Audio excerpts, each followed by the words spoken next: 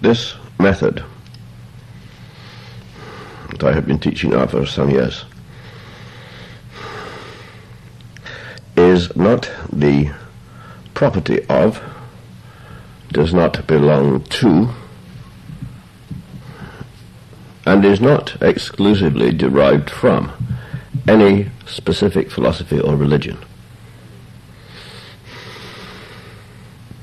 What it therefore means to you is that in the learning of it, you do not have to subscribe as an obligation, directly or indirectly, to any specific philosophy or belief that those who teach you themselves hold. That it will lead you to certain personal experiences is undoubted. And you may well then identify some of those experiences with certain philosophies in the world. But you do not have to contribute to any ism or become a particular identity or adopt any label in order to do this work. It is only a way of skill, and a form of skill which, when you penetrate all of the existing philosophies and religious methods that exist in the world, and many other systems that are not of religion or theology or philosophy, such as the martial arts, for example, you will find nestling at the heart of all those practices a very simple ancient wisdom, the basics, from which all other things develop and extend, and in many, many cases which are corruptions of that initial basic ancient wisdom. I met it originally through Buddhism and Taoism, but it exists, as I found later, at the heart of many other systems. So it can be explained, if you wish, within the language of your own particular beliefs, or the beliefs to which you have an emotional attraction, but not necessarily any proof. The method by which it is identified in Oriental terms is something which is called Satipatthana. Quite simply broken down, that is two words which, within the Sanskrit or Pali language, are brought together, rather as the German language comes together in a long word. Sati is one word, Patthana is the other word. The word Patthana is quite simply something which means the doing of something, the keeping of it in the forefront of the mind, the application to it.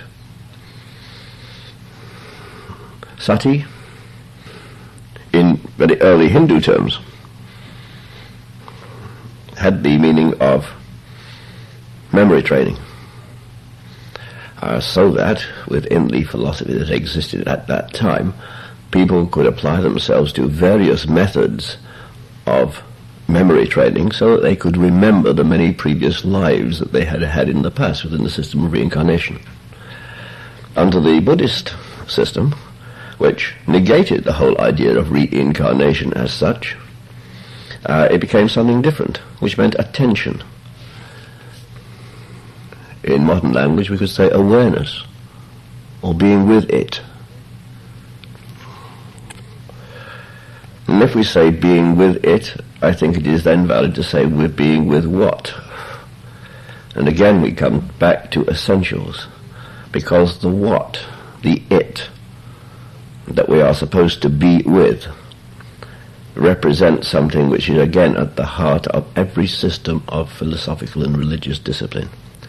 And that thing is to be in the moment, to be right in the heart of now, rather than being influenced and manipulated by things of the past or things of the possible future.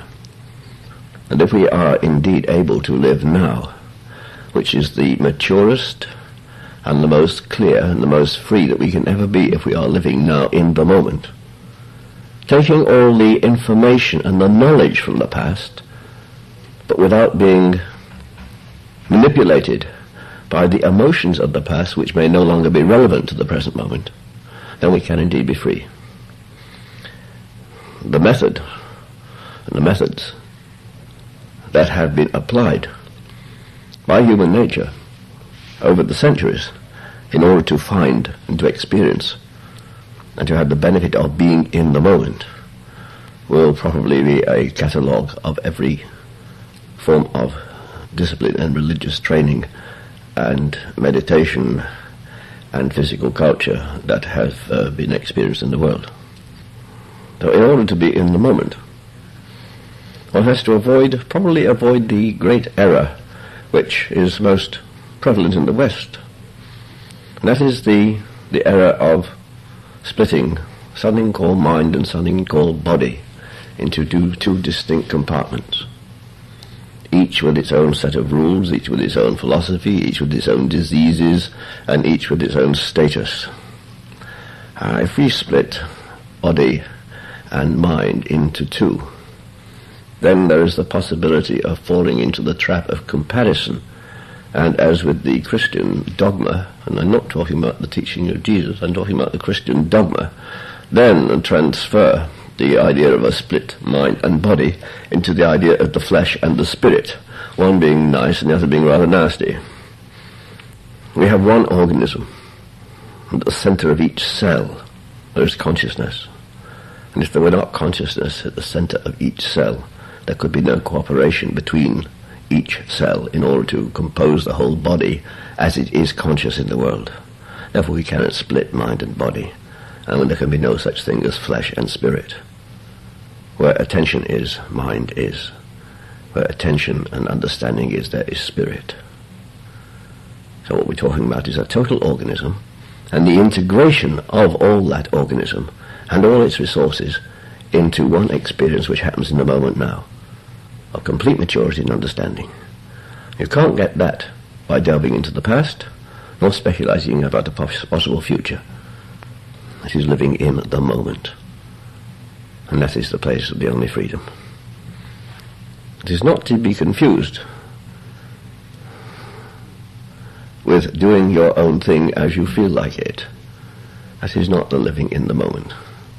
Doesn't mean to say you go from impulse to impulse or from emotional spasm to emotional spasm. It means you are right in there, right up front in, with the mind active and alert in this moment, without inhibitions of concepts that are no longer relevant, with great fogs of emotional blocks and prejudices and biases and speculations and fears and doubts and guilt. It means that one is free to be completely appropriate to what is going on with an up-to-date philosophy, to play one's full part with complete responsibility in what is going on in your life now at this very moment. It is the best that we can ever do, and it is the least that we should expect to be able to do. But it requires training. Some of the training involves getting out of the way the many things that inhibit us in our life. A sluggish, lazy, inhibited body. A sluggish, lazy, concept-ridden mind that runs in tracks and cannot get off the tracks. The rut of the body and the rut of the mind. That is, briefly, what Satipatthana is about. It approaches life through this thing we call the physical base, in order that we can get the physical base clear. But it isn't merely to do with the physical body or the flesh. It is concerned with the physical operation in everyday life of the seat of consciousness, which is inseparable from the physical base.